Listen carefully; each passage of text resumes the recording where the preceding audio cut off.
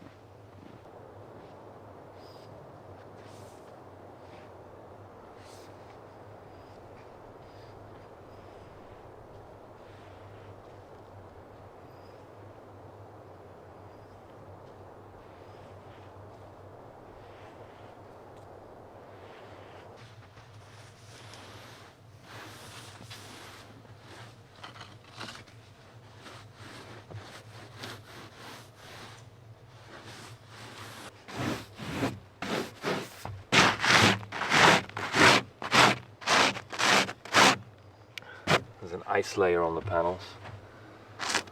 It'll come off soon when the sun is shining on it. The panels generate some heat when it catches sun. Always enjoy doing this. This is my favorite chore in the winter. After a snowstorm in the night, clear weather in the morning, it's the best day. Sun is coming through slowly. Peaceful weather.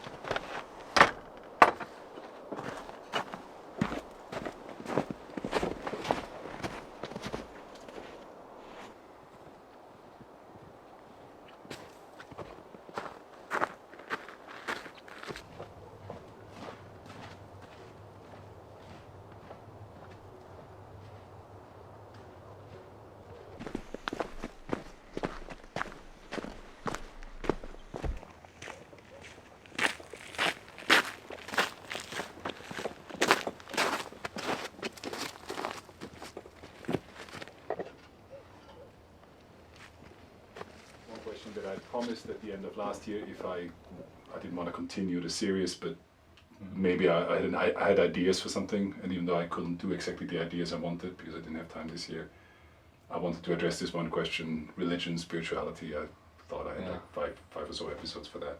All right. And so that's hopefully coming out for Christmas. Nice. Yeah.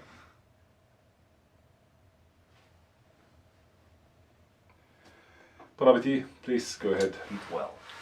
And if there's anything, so I did get a bottle of wine. Can I interest you? Wine? Always.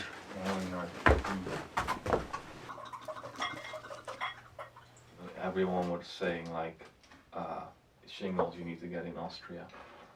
Because I guess they're used most there, in France too, but in France very expensive.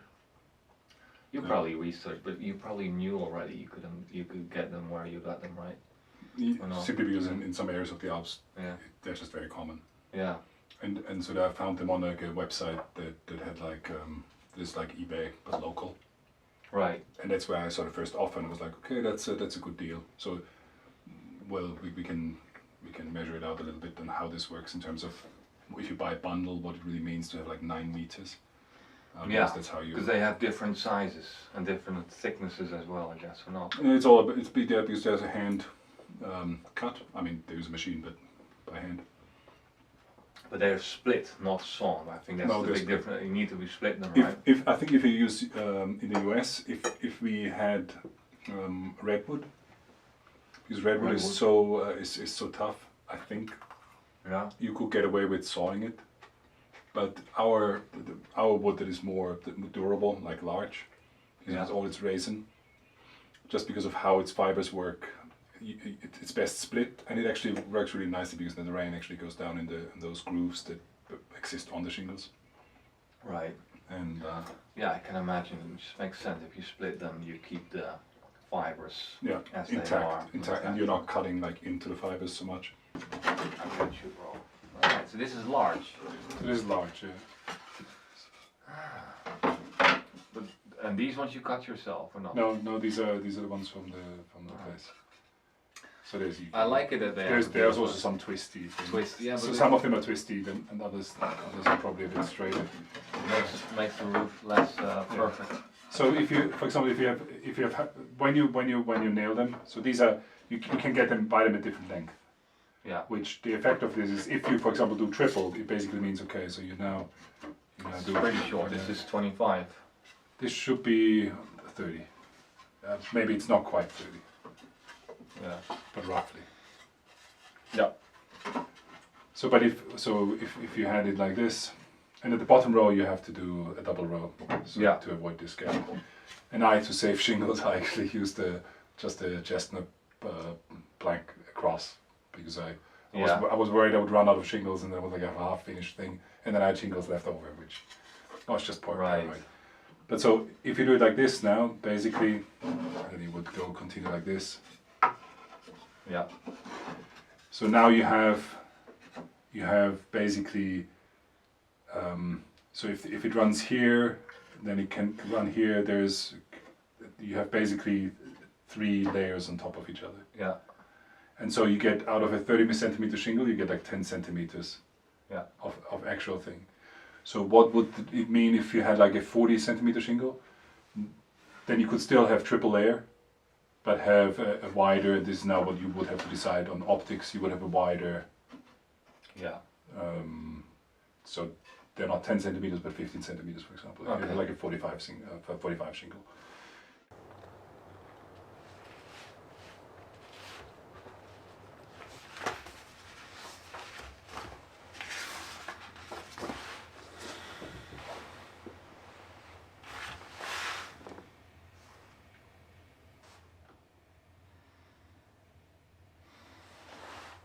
Okay. Shingles, I'm gonna pick them up tomorrow in Austria. Johannes gave me an address. I thought about making them myself, but it's just gonna be way too much work and just figuring it out for the amount that I need for the wood storage and the chicken coop together. So tonight I'm driving to Austria. It's quite a long drive, about 6-7 hours from here. Probably take a hotel and then in the morning I pick them up. Right now I'm looking at the handrail for the stairs on the wall side. At the moment I'm not making a fence on this side because I like to keep it open. I'm so used to it now, you know. Every day I'm standing on cliffs and edges, so if you're aware of it, it's fine. If you're here with children and more people, it would be different, of course, for safety reasons. But keeping that open now, so it's just a handrail on the wall side, something to grab onto. Steel handrail like this, with anchors in the wall. So I'll drill holes in the wall and then create steel corners here round, and then with some teeth and then with some sort of cement or material, so they're really stuck into the stone. This is from the top, so basically just a long end here, make a bend, and then about another meter on this side, so the stairs is right there.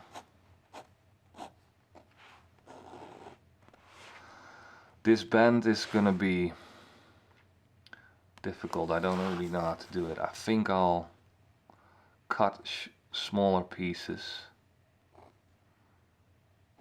like that, weld them together, and then kind of sand it or grind it all smooth. I think that's the way to do it. I could also do a corner, but I think it's just nice when your hand follows a bend like that.